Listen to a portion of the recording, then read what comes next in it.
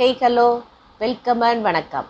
இன்றைக்கி நாம் வெங்காயம் பச்சை மிளகாலாம் போட்டு கருவாட்டு பொரியல் தான் செய்ய போகிறோம். இது சாம்பார் ரசம் இதுக்கெலாம் சைடிஷாக தொட்டு சாப்பிட ரொம்பவே டேஸ்டியாக இருக்கும்.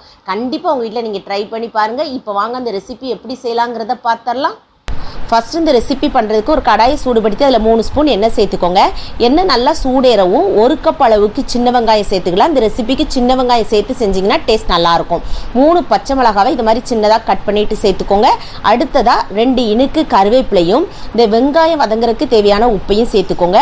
சில கருவாடுகளில் பார்த்திங்கன்னா நிறைய உப்பு இருக்கும், அதனால் உப்பினுடைய அளவை நீங்கள் பார்த்து பக்குவமாக சேர்த்துக்கோங்க. இந்த வெங்காயத்தை நல்லா சாஃப்டாக இருந்தடிக்கு முதல்ல வதக்கி எடுத்துக்கோங்க. பாருங்கள், இந்த மாதிரி நல்லா நிறம் மாறி நம்மளுக்கு வதங்கி வந்திருக்கு.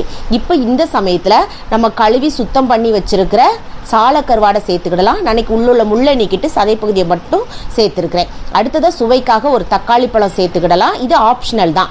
அடுத்ததாக 1/2 ஸ்பூன் அளவுக்கு தனி மிளகாய்த்தூள், ஒரு 1/4 ஸ்பூன் அளவுக்கு மஞ்சள் தூள் சேர்த்துருக்கிறேன். இப்போ இது எல்லாத்தையும் நல்லா மிக்ஸ் பண்ணி எடுத்துக்கோங்க.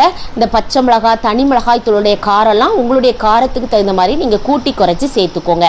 இந்த கருவாடு அதே மாதிரி உள்ள முள்ளை நீக்கிட்டு செஞ்சிங்கன்னா சின்ன பிள்ளைங்களுக்குலாம் கொடுக்கறதுக்கு ரொம்ப நல்லாயிருக்கும். இப்போ நல்லா கலந்துட்டு ஒரு மூடி போட்டு மீடியம் ஃப்ளேமில் வச்சுக்கோங்க. தீ அதிகமாக வைக்க வேண்டாம். இதை மாதிரி ஒரு 2-3 முறை நல்லா கலந்து விட்டுக்கோங்க.